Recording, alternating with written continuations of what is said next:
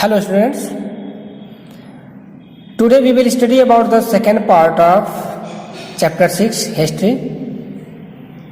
In the previous part we have studied of the temples of the North India and the temples of South India. Now we will study about the Deccan temples which is in Vaisala styles. Vaisala styles, let's know about the western styles. What is western style? ये western styles है क्या, इसके बारे में जान लेते हैं कि वेस्टर्न स्टाइल ये है जिसमें नागरा स्टाइल और ये जो टेम्पल्स ऑफ साउथ इंडिया की जो डेक्कन टेम्पल्स थे जिसमें मंडप, गर्भगृह, गोपुरम्स ये सब थे, इन सब का जो मिक्सअप एक बना हुआ है इसको बोलते हैं वेस्टर्न स्टाइल्स. चलिए आगे शुरू करते हैं हम लोग. The temples built by the Rajputs and the Hoysalas in the Deccans were built in the western styles. जो राजपूट्स और हैसलास जो दक्षिण के या डेक्कन के किंग्स थे उनके द्वारा जो मंदिर बनाए गए हैं वो किस स्टाइल में है? वेस्टर्न स्टाइल में है. तो the Rajput built the Kailashnath temple at Ellora. राष्ट्रकूटों ने कैलाशनाथ मंदिर का निर्माण एलोरा में कराया. The 4 story rock cut temples is carved out of single piece of rock. और ये जो मंदिर का निर्माण हुआ है इसका निर्माण ये सिंगल पीस रॉक के कट से बना है, यानी कि इसमें कहीं अलग से पत्थरों की जोड़ नहीं है. It has magnificent sculpture of animals and Hindu deities. और ये जो टेम्पल्स बने हैं इसमें जानवरों की और हिंदू डाइटीज मतलब हिंदू धर्म की जो देवी देवता हैं उनकी मूर्तियां बाहर से बनाई गई हैं, निर्मित की गई हैं. The Hoysalas temples combines the feature of Nagara and Dravida style. जो हाइसलास टेम्पल्स हैं ये नागरा और द्रविड़ स्टाइल दोनों का कंबाइंड टेम्पल्स हैं. They have shikhars and elaborate carving. They were mostly hexagonal in shape. देखिए इस तरह के जो मंदिर बने हैं हासला स्टाइल्स के, ये इनमें शिखर भी है, इनमें कर्विंग भी है और they were mostly hexagonal. Hexagonal में क्या होता है? इनकी जो आकृति है मैक्सिमम 6 फल की आकृति बनी है. हेक्सागोनल 6 फल की आकृति इनके में इनका निर्माण हुआ है. The famous Hoysala temples are Hoysaleswara temples at Halebid and the Keshava temple at Somnath. तो देखते हैं हौसलवेरा जो टेम्पल्स है ये कहाँ पे है? Hoysaleswara temples at Halebid and Keshava temples कहाँ पे है? सोमनाथ में. इसके बाद हम लोग देखते हैं इंडो इस्लामिक आर्किटेक्चर्स के बारे में. Indo Islamic architecture is a fusion of new style and techniques of architecture brought to India by the Muslim from Central Asia and the already existing Indian style of architecture. तो जो Indo Islamic architecture है ये किसके द्वारा लाया गया है? Muslims के द्वारा. और कहाँ से लाया गया है? सेंट्रल एशिया से. और ये जो भारतीय आर्किटेक्चर्स हैं ये इसमें पहले से ही कुछ इनका जो निर्माण है इनके मिक्स के अनुसार ही होता है. द सुल्तान ऑफ दिल्ली सल्तनत brought with them influences of Turkish, Persian and Arabic architecture which when blended with the Indian architecture give rise to a new style of architecture known as Indo-Islamic architectures. देखिए जो सुल्तान थे दिल्ली के उन्होंने जो भी निर्माण कराया वो किससे प्रभावित था? तुर्किश, पर्शियन और अरबिक आर्किटेक्चर से. जो बाद में जब इनकी आकृति बनकर तैयार हुई तो ये कैसे दिखने में लगे? इंडियन आर्किटेक्चर के द्वारा जो इनका निर्माण हुआ है ऐसा लग रहा था कि जो भारतीय कलाकृतियां हैं उनसे ही इनका निर्माण हुआ है। और इस तरह से जो एक नई आकृति का, नई स्टाइल का आर्किटेक्चर का निर्माण हुआ, उसे इंडो इस्लामिक आर्किटेक्चर के नाम से जाना गया। The Islamic architecture introduced feature like the dome, the true arch, minars, mosaics, geometrical motifs and calligraphy.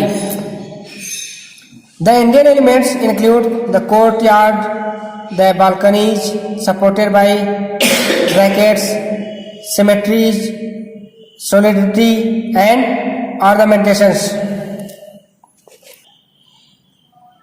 तो देखते हैं जो भारतीय निर्माण कला का है उसमें क्या क्या चीजें सम्मिलित होती हैं। तो इसमें क्या क्या सम्मिलित है? कोर्टयार्ड, कोर्टयार्ड में होता है आंगन, balconies supported by brackets, balcony का निर्माण है उसमें ब्रैकेट्स के द्वारा इनका निर्माण हुआ है। Symmetry, solidity and ornamentations. अब इसके बाद देखते हैं कि मोर अबाउट दिया है। तो डम क्या है? डम के बारे में देखते हैं। डम is a sphere shaped roof of A building. डम क्या होता है? डम में होता है गुंबद। ये एक गोले के आकार का एक बिल्डिंग होता है। It makes the roof more elegants. अब इसके बाद यह true arch. True arch is a semi circular curve which is keystone at the centre which keeps the other stones in place. ये सेमी सर्कुलर में क्या होता है?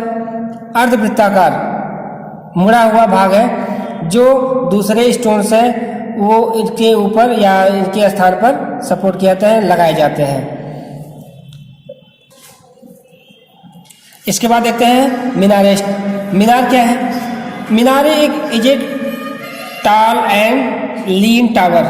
ये जो मंदिर के ऊपर का जो ऊपरी सबसे भाग होता है ये लंबा और लीन टावर है। It is use to give the call for prayers. और इसका प्रयोग कब होता है? इसके ऊपर जो प्रेयर्स के लिए लोगों को कॉल किया जाता है। जैसे कि हम लोग देखते हैं कि यहाँ पे अब हमारे गांव में मस्जिद जो बनी होती है उसके ऊपर स्पीकर लगा के लोग अजान करते हैं, यानी प्रेयर करते हैं। तो इसके लिए इसका निर्माण होता था। अब इसके बाद है मेहराब। Was built at the back of the prayer. मेहराब का निर्माण जो प्रेयर हॉल है उसके पीछे होता था। और इन जो हॉल का निर्माण होता था ये किस दिशा में होते थे? मक्का साइड में, यानी कि जिस दिशा में मक्का मदीना जो मुस्लिम का रिलीजियस प्लेस है, सेक्रेट प्लेस है, उसको इंडिकेट करता था। अब इसके बाद आता है कैलीग्राफी। क्या है? Calligraphy is art of beautiful writing. Calligraphy एक राइटिंग की या लिखने की एक सुंदर कला है। अब इसके बाद देखते हैं हम लोग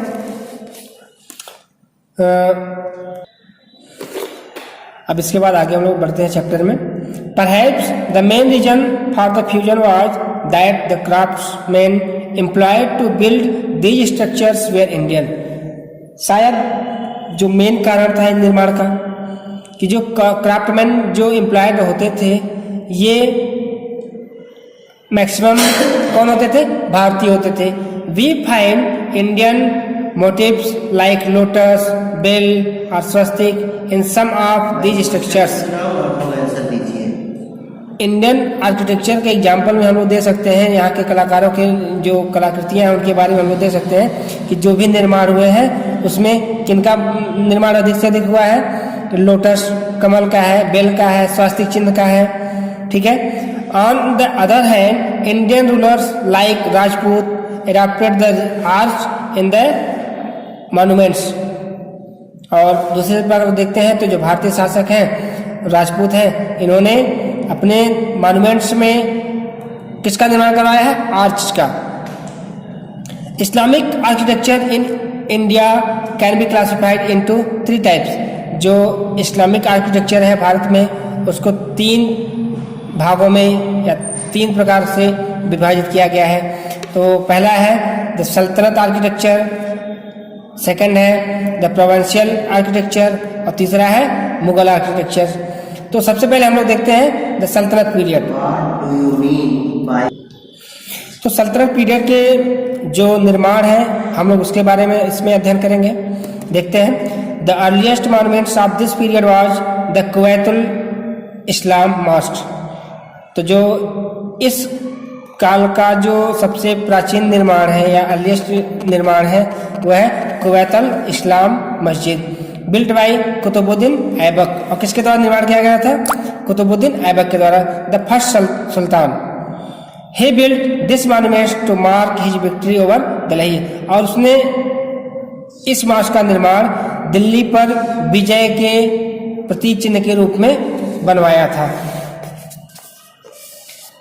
He also built 2.5 दिन का झोपड़ा another mosque in अजमेर। उसने अजमेर में एक दूसरा मॉस्क मस्जिद 2.5 दिन का झोपड़ा का निर्माण कराया था।